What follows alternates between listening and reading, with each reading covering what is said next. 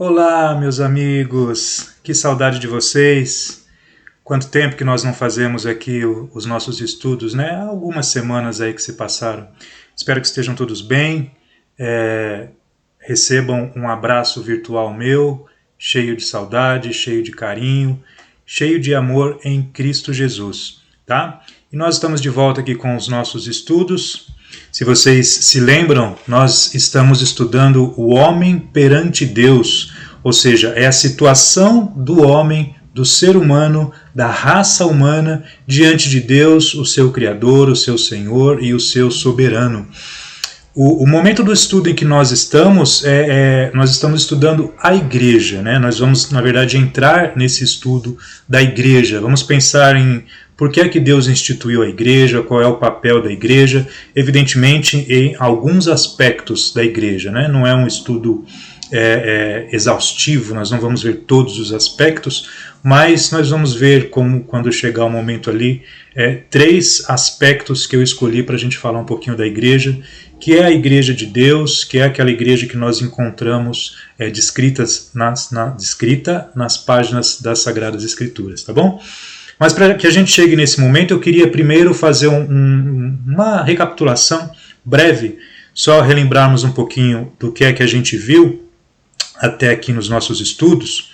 Então, se vocês se lembram bem, nós começamos falando do pecado, né? Então nós lemos lá Isaías capítulo 59, versículo 2, por exemplo, que diz assim: mas as suas maldades separaram vocês do seu Deus, os seus pecados esconderam de vocês o rosto dele. Ou seja, a situação do ser humano ela é uma situação muito difícil diante de Deus, porque as nossas maldades, ou seja, os nossos pecados, fazem essa separação entre nós, seres humanos, e Deus, né? Então, os nossos pecados faz com que Deus esconda o seu rosto de nós. Peço que me desculpem, essa tosse ela não me abandona. E agora eu estou trabalhando o dia inteiro com ar-condicionado, então a garganta fica um pouquinho raspando, né? Mas tudo bem. Então, o pecado, o que o pecado faz com nós, com os seres humanos? Ele cria um abismo, né? Desde o primeiro pecado que Adão e Eva cometeram, houve essa separação entre o homem pecador e o Deus santo, o Deus perfeito, puro. Então existe como que um abismo, e esse abismo é intransponível, né?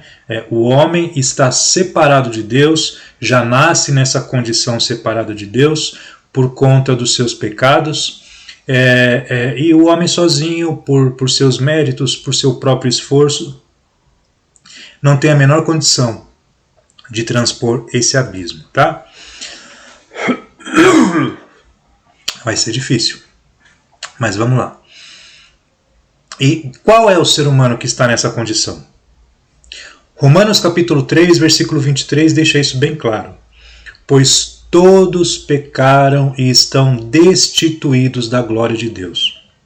Ou seja, não existe um ser humano que tenha nascido desde Adão e Eva que esteja sem essa condição de ter sido pecador, né? Então, todos os seres humanos pecaram, todos nós pecamos, por causa disso, todos nós temos essa separação de Deus, porque Ele é santo, porque Ele é justo, porque Ele é puro e porque Ele é perfeito. Nada que é imperfeito pode entrar na presença desse Deus, por isso todos estão destituídos da glória desse Deus, né? Ou seja, nos falta essa glória, todos nós estamos sem ela, separados dela e precisamos dessa glória, tá? Então é uma condição da raça humana. Todos os seres humanos estão nessa condição. Bom, se todos pecaram, se existe esse abismo entre os seres humanos e Deus, né? Ou seja, entre esse mundo físico no qual nós vivemos, onde temos um tempo de vida limitado, para aquele lugar onde Deus habita, que não existe tempo, né? Que nós podemos chamar de a vida eterna, nós não temos acesso, né? Existe esse abismo que nos separa desta vida eterna. Então, e agora? O que fazer? Como que um ser humano pode superar esse abismo para poder entrar na presença desse Deus perfeito e poder ter acesso a essa vida eterna.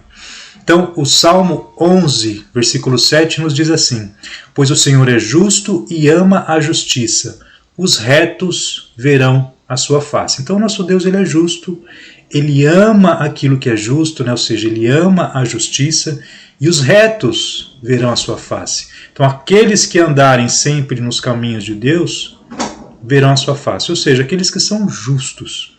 Agora, se todos os homens são pecadores, como que algum poderá alegar ser justo para entrar na presença de Deus? Aí onde nós lemos, por exemplo, lá em 2 Coríntios capítulo 5, versículo 21, que nos fala de Cristo como sendo o nosso Cordeiro sem pecado, né? Então esse versículo diz assim: Deus tornou pecado por nós aquele que não tinha pecado, para que nele nos tornássemos justiça de Deus. Vocês percebem que é nele que nós nos tornamos justiça de Deus. Quem é esse ele? Evidentemente é Jesus, né? Então Deus tornou o seu Filho, que foi santo, que teve uma vida santa, que nunca cometeu nenhum pecado sequer em pensamento. Então Deus tornou o seu Filho, né, pecado por nós, né? Então aquele que não tinha pecado carregou os nossos pecados, sofreu a punição por todos os pecados cometidos pela raça humana, sem que ele mesmo tivesse cometido um único pecado, né?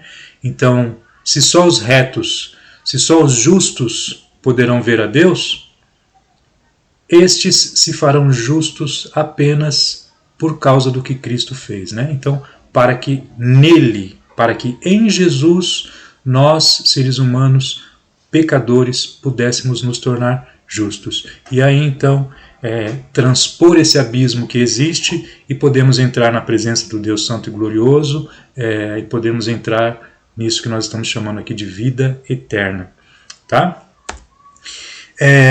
Lá em 2 Coríntios capítulo 5, versículo 18 e 19, nos fala aqui do sacrifício de Cristo que nos reaproxima de Deus, né? Então diz assim: tudo isso provém de Deus, que nos reconciliou consigo mesmo por meio de Cristo, ou seja, que Deus em Cristo estava reconciliando consigo o mundo, não levando em conta os pecados dos homens. Então por que é que nós podemos nos considerar justos em Cristo? Porque quando nós estamos em Cristo, Deus não leva mais em conta os nossos pecados, né? Ou seja, Deus em Cristo estava reconciliando consigo todos esses seres humanos pecadores, todos esses seres humanos que estavam separados por causa do pecado, né? Ou seja, nos tornamos inimigos de Deus, porque nos rebelamos contra Ele, contra a sua bondade, contra a sua justiça, contra a sua soberania. Então somos rebeldes e por isso estamos separados de Deus. Mas em Cristo, quando Deus o fez pecado por nós e quando Ele pagou o preço por esses nossos pecados, Ele fez essa reconciliação do ser humano pecador com Deus santo, puro e todo-poderoso. Tá? Então é somente por meio de Cristo que nós podemos ser reconciliados com Deus, porque Cristo nos torna justos e desta forma nós podemos ter essa esperança de vida eterna. Então, quem é que faz essa... quem torna possível que o ser humano pecador transponha esse abismo, né? É Cristo Jesus, como a imagem nos mostra aí, né? Então, o pecado, o mundo estão separados de Deus por um abismo que para nós é intransponível, mas Cristo veio e construiu uma ponte para que nós pudéssemos chegar até Deus e para que pudéssemos ter acesso à vida eterna. O ponto seguinte é, como que nós podemos fazer para atingir, né, essa salvação? De que forma que esse processo acontece? Se por acaso você não assistiu às outras aulas, aproveite, tá? Tem tudo isso muito bem explicadinho, o passo a passo, cada um desses pontos que nós vamos ver aqui agora. Porque os passos para atingirmos a salvação são esses aqui, ó. Primeiro nós precisamos crer. Então nós ouvimos o Evangelho, ouvimos que somos pecadores, que estamos separados de Deus e que Cristo Jesus é o único mediador, o único que pode fazer essa ponte que nos reaproxime de Deus. Então nós precisamos ouvir esse evangelho e crer. Esse é o primeiro passo. Segundo passo, a partir do momento que você ouviu, entendeu e creu, você reconhece a sua condição. Você entende que você merece ir para o inferno, porque você é um pecador e um rebelde contra o Deus Santo. Então, o próximo passo é você se arrepender dessa condição. Você não se arrepende por um pecado ou por outro pecado que você esteja cometendo ou que tenha cometido.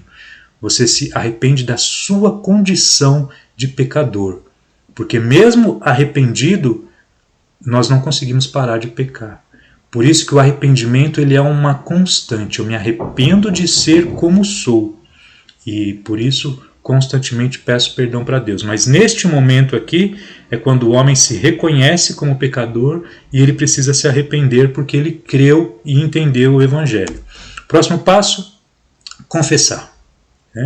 Então ele ouviu, entendeu, creu, percebeu a condição desesperadora em que ele vive, se arrepende disso, e aí ele confessa isso publicamente diante da igreja, ele confessa isso diante de todas as pessoas e principalmente diante de Deus. Então, qual é o ato que o ser humano de fato faz para deixar bem claro que ele se arrepende, que ele crê, que ele está confessando isso, ou seja, ele confessa Jesus Cristo como seu Senhor e seu Salvador. E aí então o passo seguinte, que é o batismo. Deixa eu tirar minha carinha aqui da frente para vocês verem direitinho o slide. Então o próximo passo é esse.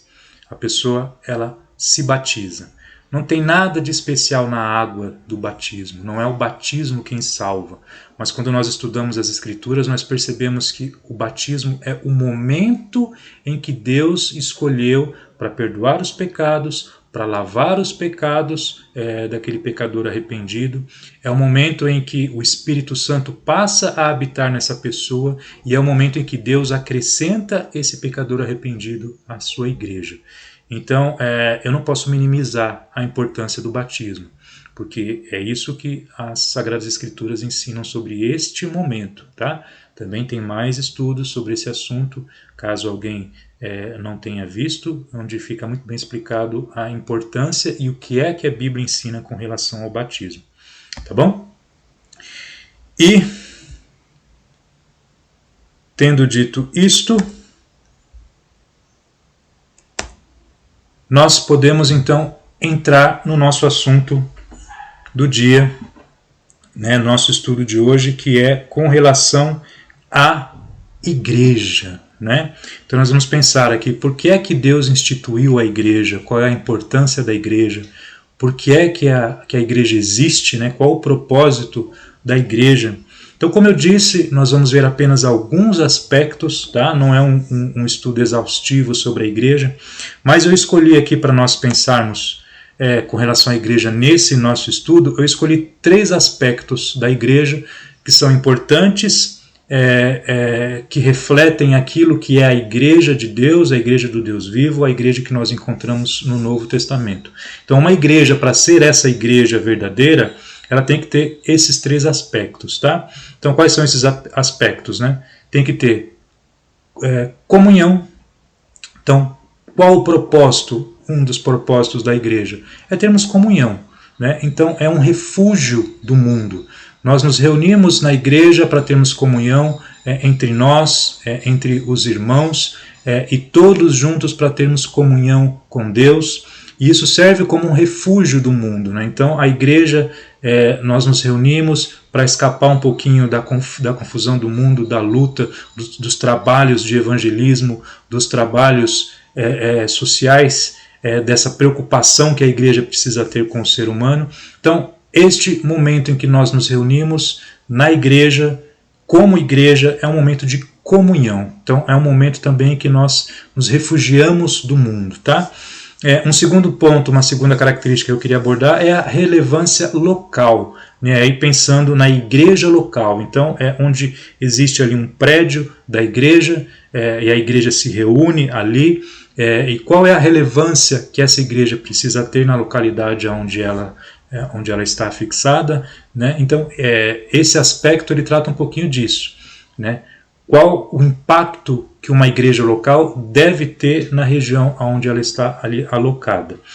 E um terceiro ponto é com relação ao evangelismo, né? Então pensando aí em missões, tá? Então a gente vai tentar entender um pouquinho este papel da igreja, né? Que é o papel de uma igreja missionária, quais são os campos onde a igreja precisa investir esse seu trabalho missionário, tá bom? Então nós vamos trabalhar um pouquinho desses três aspectos aqui, nesses nossos estudos. Então, pensemos aqui, com relação primeiro à igreja como comunhão, né? Ou seja, como um refúgio do mundo. Lá em Gálatas capítulo 6, versículos 1 e 2, nós lemos assim: Se alguém for surpreendido em algum pecado, vocês, que são espirituais, deverão restaurá-lo com mansidão. Cuide-se, porém, cada um para que também não seja tentado. Levem os fardos pesados uns dos outros e assim cumpram a lei de Cristo. Aqui fica claro um objetivo essencial da igreja, né? Que é um dos motivos pelos quais nós precisamos dessa comunhão. Então o texto ele fala, se alguém for surpreendido em algum pecado, todos nós pecamos, né? Então em um momento ou em outro, cada um de nós vai passar por esse momento de ser surpreendido por um pecado, né? Por perceber que está cometendo um pecado.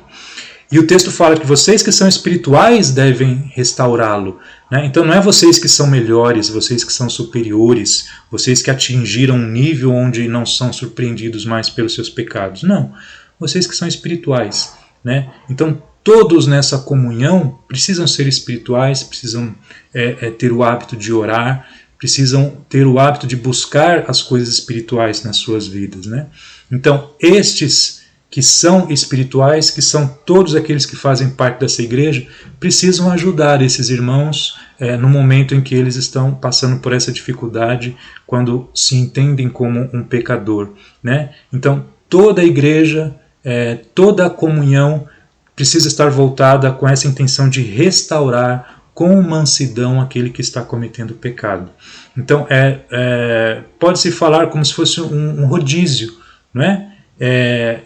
Quando alguém na igreja está em pecado, o restante da igreja colabora para restaurar este irmão. Depois esse irmão restaurado, ele estará nessa condição espiritual de poder ajudar os outros que estarão passando pelo mesmo processo, evidentemente que com outros pecados, né? Cada um com as suas lutas, mas então há essa comunhão, né? Quem está passando por uma dificuldade, os outros que estão em uma condição melhor naquele momento vão ajudar esse irmão que está em pecado.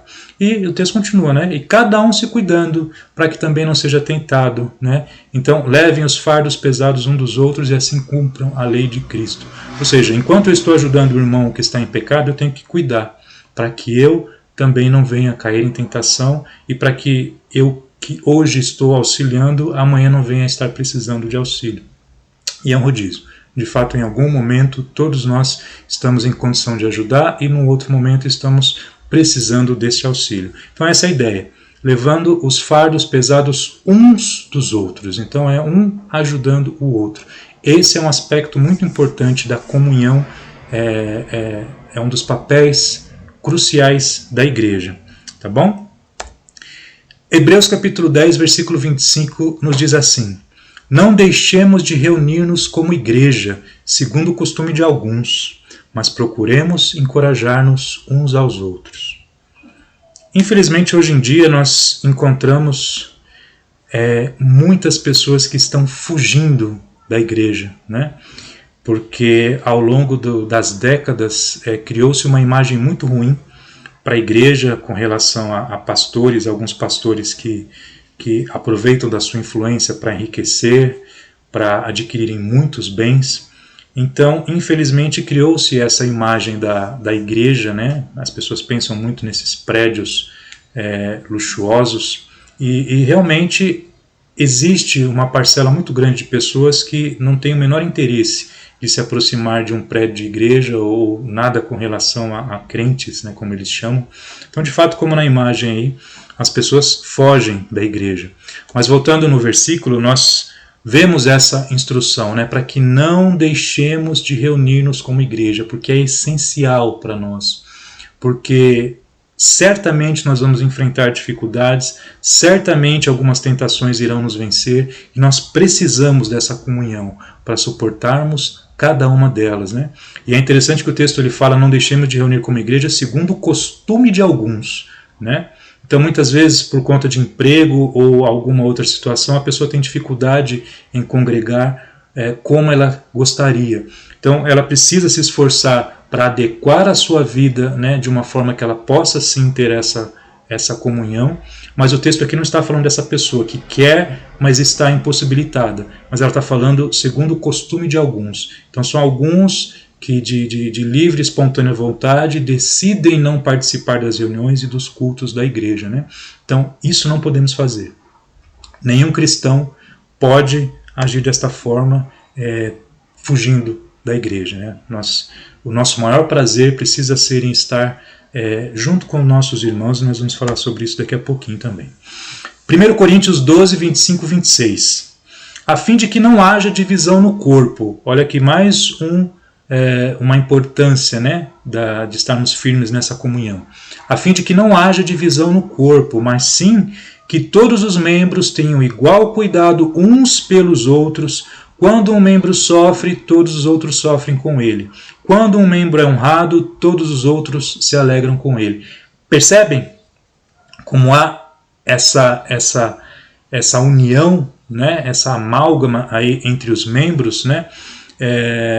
Então, por que é importante essa comunhão? Por que é importante nós nos refugiarmos do mundo na igreja, né? Tendo esse contato conosco, entre nós, irmãos, e todos nós juntos com Deus, com o Espírito Santo, com o seu Filho Jesus Cristo, né? Então, para que não haja divisão no corpo, né? Para que todos nós estejamos firmados em Cristo Jesus, né? Então, todos os membros tenham igual cuidado uns pelos outros. É aquilo que a gente vinha falando. Vocês percebem como a Bíblia reforça essa ideia? Uns cuidando dos outros. Então eu estou num momento espiritual bom, estou me sentindo forte na fé, estou me sentindo muito próximo a Deus, e eu percebo que tem um ou outro irmão que está em dificuldade, às vezes a sua fé pode estar abalada. Então eu, nessa condição em que eu estou, eu vou ajudar o meu irmão. E todos nós temos que ter essa atitude. E precisamos saber que naquele momento em que eu estiver fraco, em que eu estiver passando dificuldade, saber que eu tenho irmãos com quem eu posso contar, irmãos que estejam atentos, né? Sempre buscando saber se estamos enfrentando por dificuldade ou não, para que uns possam ajudar os outros, né? Então todos os membros tenham igual cuidado uns pelos outros. Todos têm que ter essa preocupação. Então, se percebemos que alguém está sofrendo, temos que estar junto, precisamos ter empatia, né? E sofrer junto com aquela pessoa e ajudá-la a sair daquela situação. Quando o membro é honrado, quando alguém está feliz, quando alguém recebe uma bênção, todos nós nos alegramos juntos. Tá? Então, esta é a ideia de comunhão. Esse aspecto é um dos aspectos que as Sagradas Escrituras nos falam com relação à igreja. 1 Timóteo capítulo 3, versículo 15. Saiba como as pessoas devem se comportar na casa de Deus, que é a igreja do Deus vivo, coluna e fundamento da verdade. Isso é um ponto crucial. Por que é importante nós termos essa comunhão, nós estarmos na igreja constantemente? Muitas vezes nós temos amigos que nós gostamos, né? Então nós nos sentimos bem quando vamos à casa deles, nos sentimos bem também quando eles vêm nos visitar e estão na nossa casa. Qual maior alegria que um cristão verdadeiro pode ter do que estar na casa de Deus, na casa do seu Pai Celestial, né? Então saiba como as pessoas devem se comportar na casa de Deus, que é a igreja do Deus vivo. Você quer entrar na eternidade junto com Deus, para passar a eternidade na presença infinita, gloriosa e esplendorosa desse Deus maravilhoso em quem nós cremos, que maior alegria você pode ter neste mundo que nós estamos, nessa realidade em que nós estamos, do que estarmos na casa desse Deus, né? Que é a igreja, do Deus vivo.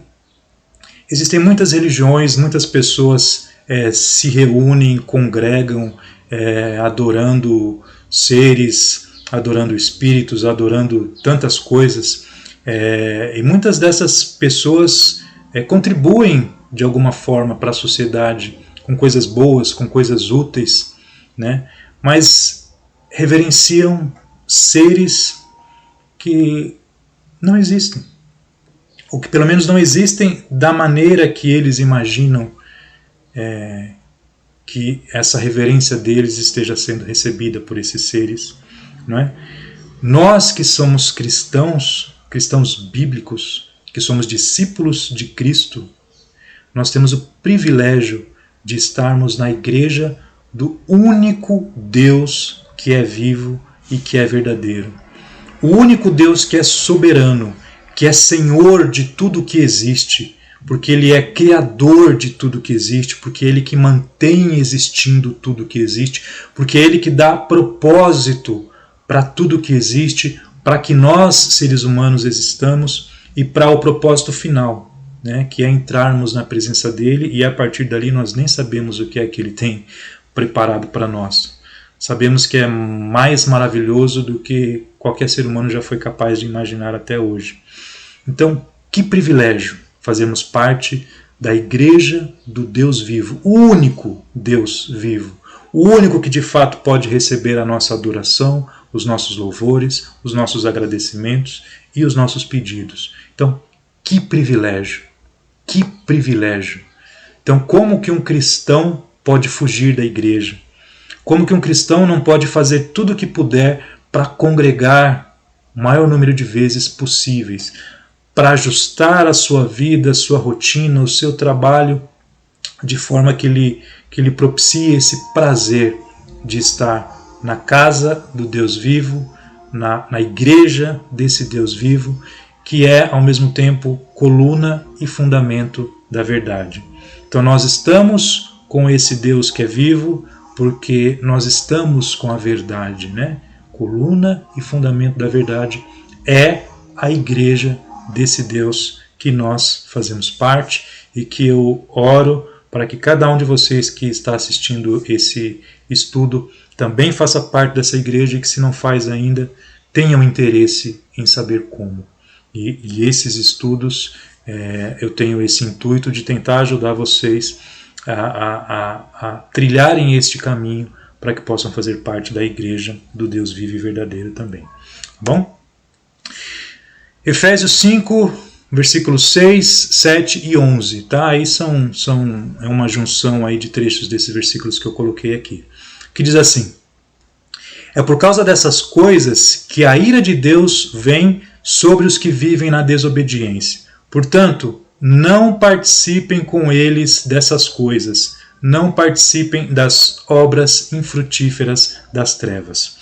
Meus amigos, nós estamos pensando aqui então na ideia de comunhão e de um refúgio do mundo, né? Ou seja, quando nós estamos nessa comunhão na igreja, nós saímos dessa atmosfera em que jaz no maligno, né? O mundo jaz no maligno. Então nós estamos em comunhão, saímos desse clima de terror, vamos dizer assim, e estamos ali com essa presença espiritual de Deus, cantamos louvores ao nosso Deus, adoramos o nosso Deus, isso tudo para nos fortalecer.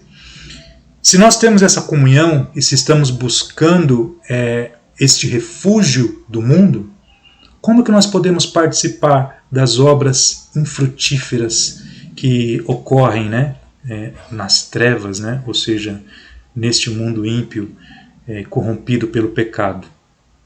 Vocês percebem que é por causa dessas coisas que a ira de Deus sobre os que vivem na desobediência, né? Evidentemente que se você quiser entender exatamente do que esse versículo está falando, leia ali o capítulo 5 de Efésios, leia a carta aos Efésios.